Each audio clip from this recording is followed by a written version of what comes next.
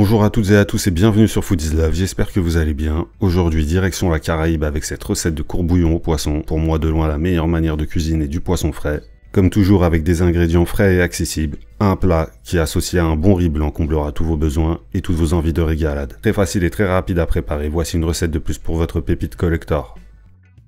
La recette que je vais vous proposer aujourd'hui peut convenir pour 2 à 4 personnes. Il faudra surtout adapter la quantité de poisson en fonction du nombre de personnes. La recette fonctionne avec tout type de poisson frais. Aujourd'hui, j'ai choisi de cuisiner du bar. Et bonne nouvelle pour les arrêtophobes, vous pouvez aussi préparer ce plat avec des morceaux de poisson déjà découpés qui ne contiennent pas d'arêtes, comme le dos de cabillaud par exemple. En ce qui concerne le poisson entier, assurez-vous qu'il soit bien vidé. Vous pouvez le garder tel quel ou le couper en morceaux. Trêve de blabla, maintenant vous allez disposer votre poisson dans un récipient afin de pouvoir l'assaisonner. Vous ferez ceci avec une généreuse pincée de sel, quelques tours de moulin à poivre. Je vous conseille fortement d'utiliser du poivre 5B qui contient du poivre de Jamaïque, une épice très parfumée qui va sublimer votre plat. Évidemment, si vous n'aimez pas le poivre de Jamaïque, utilisez simplement du poivre noir en grains. Après le poivre, ajoutez 1 ou 2 gousses d'ail pressées, une demi-cuillère à café de thym, le jus d'1 ou 2 citrons verts en fonction de la quantité de poisson. Vous ajouterez également un peu de piment émincé, comme du piment végétal.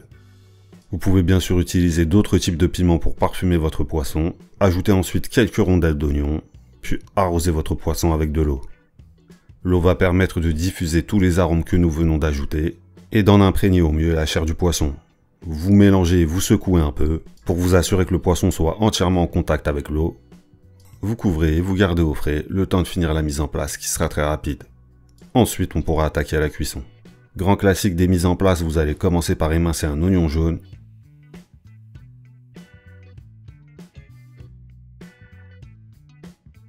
Vous allez ensuite vous attaquer à 2 cébettes. En fonction de votre localité, il peut s'agir d'oignons verts ou de ciboules. Il vous faudra les émincer après les avoir soigneusement nettoyés. Une fois émincés, vous pourrez les réserver avec l'oignon jaune en prenant bien soin d'en conserver une petite poignée que vous utiliserez pour la touche fraîcheur après la cuisson. Pour faire un bon courbouillon entier, il vous faudra également des tomates fraîches, 2 ou 3 pièces, en fonction du calibre. Ces tomates fraîches, il vous faudra simplement les détailler grossièrement. Si jamais vous tombez sur cette vidéo hors saison des tomates, vous pourrez la substituer par de la tomate en boîte. Tomates fraîches détaillées et réservées. On aura également besoin de quelques épices et aromates pour sublimer notre courbouillon. On va aussi préparer un serré qui servira d'assaisonnement après la cuisson, qu'on va attaquer tout de suite. Mettez sur le feu une sauteuse ou une marmite. Préchauffez-la sur feu moyen. Une fois celle-ci bien chaude, versez-y de la matière grasse. Optez soit pour 20 g de beurre, soit pour 2 ou 3 cuillères à soupe d'huile de tournesol. Une fois la matière grasse ajoutée, balancez directement les oignons, jaunes et verts. Faites-les revenir dans le gras en mélangeant régulièrement pendant 5 minutes. Assurez-vous que vos oignons soient bien enrobés par le gras.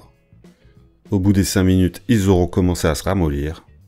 C'est le top départ pour passer sur feu doux et ajouter quelques aromates.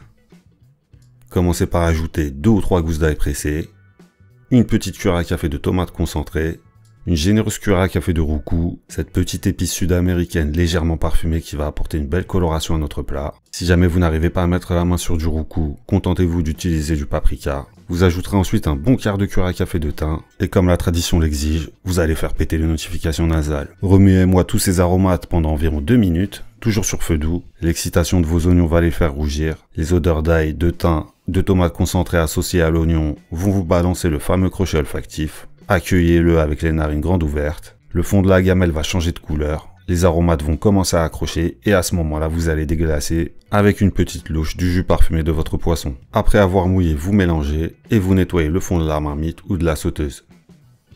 Vous détachez bien vos sucs de cuisson aromatiques que vous mélangez avec vos aromates et lorsque le jus se sera entièrement évaporé, vous pourrez ajouter les tomates fraîches. Mélangez-les avec vos aromates, quelques coups de spatule sans trop tarder. Puis assaisonnez-les avec un quart de cuillère à café de sel. Ensuite, mouillez vos tomates avec environ 15 centilitres d'eau. S'en suivront quelques tours de spatule pour mélanger.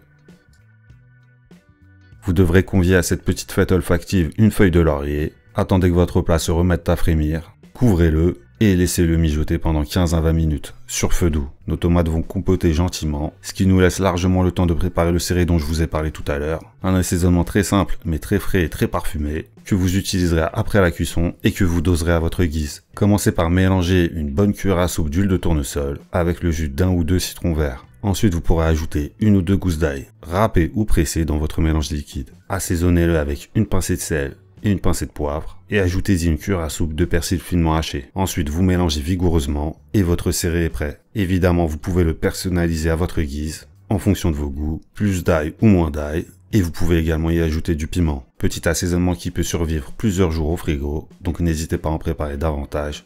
Petit coup d'œil sur les platines, tout se passe bien. Avant de revenir mixer, on va étudier une option facultative pour ce plat, c'est la banane plantain. Ce n'est pas obligatoire, mais si jamais vous souhaitez apporter un peu plus de consistance à votre plat, comme pourraient le faire des patates, c'est l'ingrédient qu'il vous faut, sans compter la libération de sucre, qui va apporter l'équilibre parfait entre la douceur et l'acidité. Une demi-banane suffira amplement, d'autant plus que ce délicieux courbouillon sera bien accompagné à son arrivée dans l'assiette. Vous la détaillez comme ceci, et vous lui dites bien de rester dans les parages. Vous pouvez maintenant revenir aux platines, vous découvrez.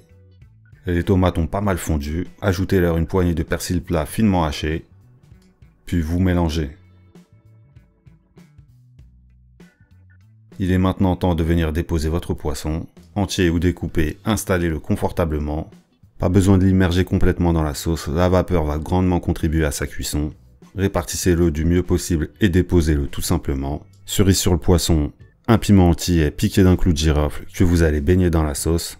Tube digestif en PVC, n'ayez crainte, le piment va simplement parfumer la sauce et non la transformer en magma. Ensuite, vous pourrez parsemer vos morceaux de banane plantain que vous tâcherez de mettre directement en contact avec la sauce afin qu'ils puissent y libérer leur sucre et cuire convenablement. Vous pourrez ensuite couvrir et laisser cuire tranquillement sur feu doux 10 à 12 minutes. Personnellement, je ne retourne pas le poisson à mi-cuisson. Pour moi, la cuisson est toujours uniforme. Évidemment, selon vos choix et vos expériences, vous ferez en fonction de cela. Au bout des 10 à 12 minutes, vous pourrez découvrir un temps largement suffisant pour assurer la cuisson du poisson, y compris celle des bananes plantain qui doivent être fondantes mais en bonne forme. Vous pouvez maintenant couper le feu. Vous pourrez ensuite ajouter quelques cuillères à soupe de céré.